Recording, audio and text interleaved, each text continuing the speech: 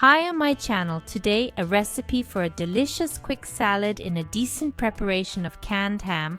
As always at the beginning, I invite new viewers to subscribe to the channel, click the bell and you will be up to date with my recipes. I present a list of the necessary ingredients. The same list you will find in the description under the movie. I will also add a link to the blog where you will find all my recipes. We need 200 g of canned ham cut. In small cubes instead of ham, you can use smoked chicken or for example fried chicken fillet, 1 medium-sized leek.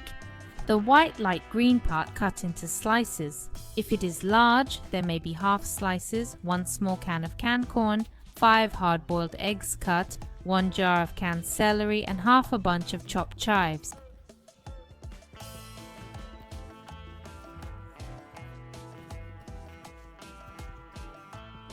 Then we add 2 spoonfuls of cream or natural yogurt, 2 tablespoons of mayonnaise, season with pepper and salt.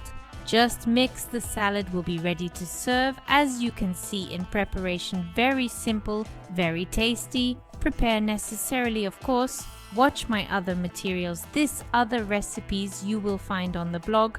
I will give a link under the film. Greetings.